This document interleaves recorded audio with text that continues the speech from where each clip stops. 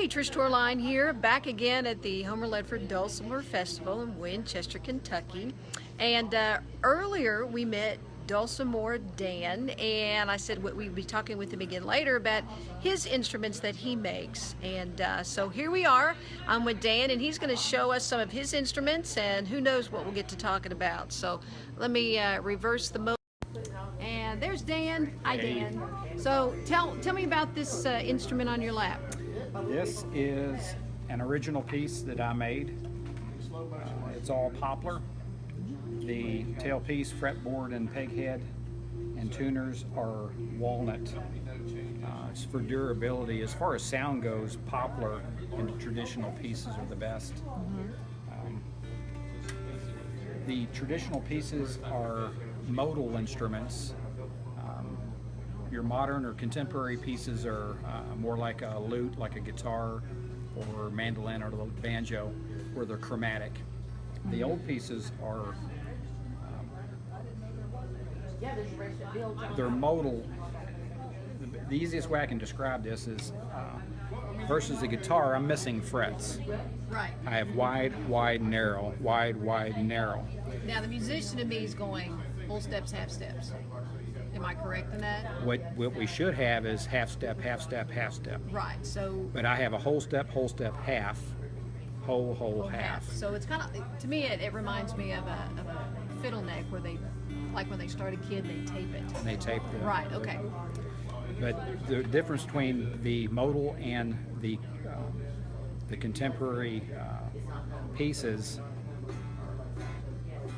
This is not tuned to a key, it's tuned to a mode. Okay. We have 4 basic modes, and then I think everyone knows the first one. That's the Ionian mode, and I think most folks have watched the movie The Sound of Music. Yeah, there we go. Do, re, mi, fa, sol, la, ti, do. Right, well, right. As a matter of fact, about 2,500 years ago, there was a Greek mathematician that actually figured out the formula to explain that. And we still use that formula today. That's awesome. That's amazing. To put these together. That's amazing. So basically there's just 4 modes. This instrument is tuned to the Ionian, so I can play my tunes starting in the Ionian scale.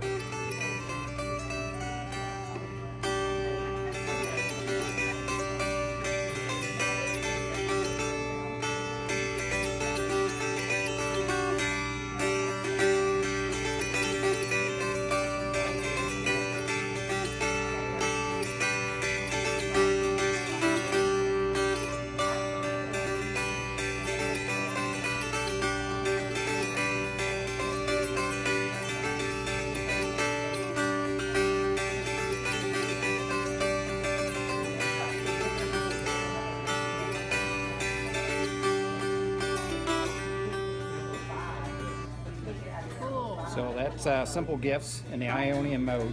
Okay. Again, this is an original piece that I made, but not unlike anything that may have been as much as 150 years ago or even more. Okay. They use staple frets versus what they use now is the guitar frets. Gotcha. They were made out of, really they made them out of whatever they had. Might be ladies' hat pins, might have been baby diaper pins. Broom wire was readily accessible to most everyone in Appalachia. Wow. The story goes the first tradesman somewhere would have been a blacksmith, and the second would have been a broom maker. Oh. And the broom maker had a large spool of staple wire. Well, we're calling it staple wire. Right. It was broom wire. That's what they laced their brooms with. It's amazing. Wooden tuners, again, have been used for 1,000 years. Poplar sound box. Again, it's my design. We want to go back in history a little bit. Sure. James Edward Thomas was born outside of Whitesburg, and don't know part of the mystery of the dulcimers. We don't know where a lot of this stuff came from. James Edward Thomas started making dulcimers very similar to this in about 1870. He passed in about 1933. We know he made music instruments up till about 1930, which basically over 60 years he made almost this exact same instrument. They changed very, very little, but we don't know who taught him how to make them. They were primarily poplar, Yeah. 3-string, staple frets, wooden tuners. This is kind of his classic to him, the peg head. Right. And then he had his own tailpiece, which we still use today. It's the Thomas style tailpiece. Single wooden Gotcha. dowel to hold the strings. Nut and bridge material. Again, I've been told that he would have used bone. I like to use bone. It's a good hard material. Most of the pieces I've seen and I've played had walnut, nut and bridge. Yeah. 3 strings, and this is music wire.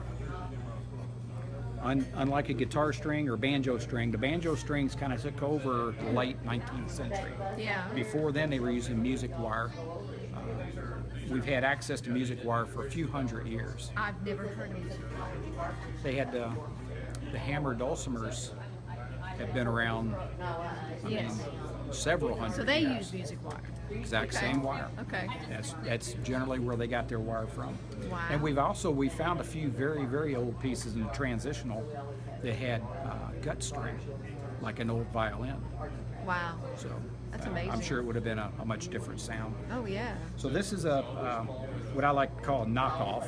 I don't really do reproductions, but Okay. the reason this one's special, this is copied from a 1917 James Edward Thomas dulcimer that was bought by Bayless Ritchie, who, for those of you who might know Jean Ritchie, the mother of folk music.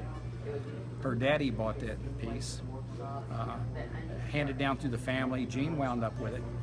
When Jean passed away a short time back, she donated it to the University of Kentucky. So that piece can still be seen at the John Jacob Niles Center Oh, wow. at the University of Kentucky. And it looks just like this. That's pretty amazing. And it sounds better than mine. Yeah. And it's not quite 100 years old, Right. but they sound pretty incredible. That's wonderful. Now I noticed as I look at these on the table, they're different thickness. Yes, you have different volumes. Okay. I mean, there's that one that's down there. Yeah, In my this- mind, I call it the Ark. Well, yes, probably in Virginia, they put together, and I have one, I don't have it pulled out. In Galax, Virginia, they did an elliptical. Some of them were this thick. 4 strings for the Galax, and it has a pretty unique sound. It's been likened to a nest of angry hornets. Wow.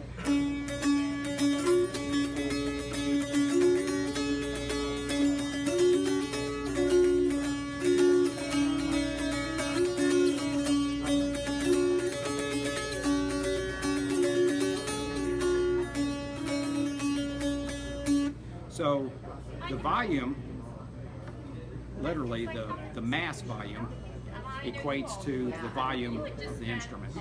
So Okay. if these are built properly, they are very, very loud instruments. This is just my take of this is the Kentucky version of the Galax. Gotcha. It And also has a false bottom. well, I was going to comment on that. And this is also classic of the Virginia pieces. Okay. The Galax, Virginia. They put the false bottom on. These are zithers, and a zither is a composite. One, it's a simple chordophone, but when this instrument vibrates, the nut and bridge are very tight to the ends. Yes. So this is also part of the soundboard. If we place this in our lap, we've deadened the sound just a little bit. Gotcha. If we put a false bottom on the instrument, we've allowed the bottom of the instrument to still vibrate. Gotcha. So again, these are pretty loud instruments, and I can play it very aggressively. I like to call wailing on it. Uh-oh. So let's wail on this one. He's going to rock out. And traditionally, it would have been, this is a piece of horn. Traditionally, they would have used, and I don't have it on me, a feather. I have that Okay. right here. He's going for the feather. In the Krispy Kreme donut box. There you go. It's a marketing ploy to get people's attention. It worked. This is a turkey feather. Okay. Everyone had access to turkey feather or goose quill. Gotcha. And it depended on where you're from. Some used the thick part, and they would actually take a pen knife and cut it to adjust it to where they wanted it. And other folks I play with what we call the wick end. Gotcha. And again, it can be tuned to the thickness on how pliable it is.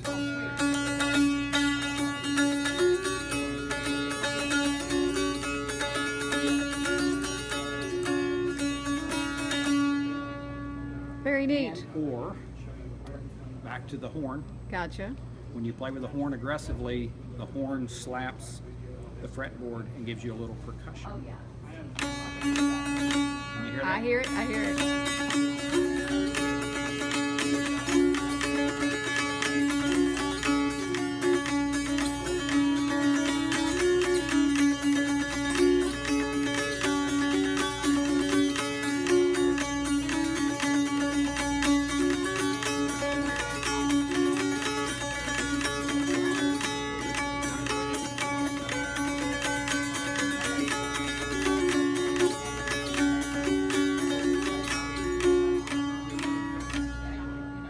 That's fun. For somebody who says they don't play, you do a really good job at it. I have a few songs that I play with. I got you. No, I'm not a musician. Some of these people are just incredible that they can. Oh, amazing. Have you got to listen to Don Petty? Yes, yesterday he spoke to my classes Very good. here at school, and that was really good. Kids enjoyed it, thoroughly enjoyed it. So Don's special, and he's a song collector, so that's what he does. That's amazing. So, that's cool. Any other questions? I don't know. Do you have anything else that's kind of unique? I notice you are. Is it safe to say you're a traditionalist? Yes. These are all. I don't do contemporary. These are zithers. I don't do guitar strings. I don't do guitar frets. I don't do guitar finishes. I don't do guitar tuners. It's pretty. This is, again, a knockoff. I don't do reproductions. Right. Bill Davis of Gatlinburg, Tennessee, developed this piece about early 1960s, and he did. All right, I thought the shape, this is the violin shape that has the C-valves. Gotcha. And the F-holes. Originally, I thought this was the church dulcimer, but I've learned since then that church dulcimer has to do with the volume. Again, when we was talking about the Gaelic style. Okay. This is just what they call fiddle side, but because of the depth, it becomes a church dulcimer. So this is a Tennessee church dulcimer. Awesome. He went with a 5-string. I've set this one a little differently, but pretty much the same. Like there's no double strings on this one. Well, actually, yes. Yes. Okay. And then 2 double melodies, and then a bass string. But they're just not close together. Correct. Gotcha. It's more of a Gaelic. Actually, was also a dual string. Whoa. That was not cool. Wood roll. Wind chimes. These are dual string. Okay. But on the Gaelics, they're further apart. I gotcha. So they would not normally be played with a finger the way most contemporary people play. Okay, gotcha. Put that back in there safely. So yeah, the strings are further apart, played with a noter. Got it.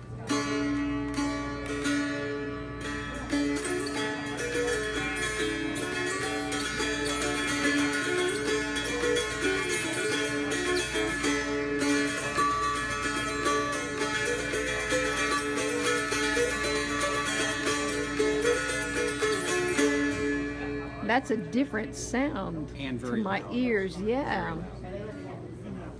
Bill Davis had a very unique peg head, which another thing that drew me to it.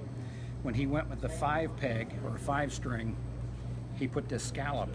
And then on his, he was actually a carver, and he did some really, really nice carvings in the sides, because that's a nice palette. And he also did carvings along the other parts of it as well. a beautiful piece. So, and this is also poplar, which again has a very, what I consider a very traditional sound to it. That's cool. Very neat. Well, thank you for taking time. Unfortunately, on a live, you can't knock out the violin wind chime part of it. You know, I think that was special to this broadcast. Yeah, They may never see that again. That's true. That is true. That's cool. So what I'm going to do, I'm going to grab one of your cards here. Okay. And Dulcimore.com. there we go. I'm going to hold it up here. DulcimereDan@gmail.com. There it is. Get my thumb out of the way. New Tazewell, Tennessee. New Tazewell, Tennessee. That's Claiborne County. That is the Cumberland Gap area. Cumberland Gap. Well, we all know the Gatlinburg area and that the trek from here to They're- there. Yeah, So yeah, they're just south of us. that's awesome. Thank you so much, Thank you and so much. appreciate it. It's good talking to you. Nice meeting you too. Thank you. Thanks.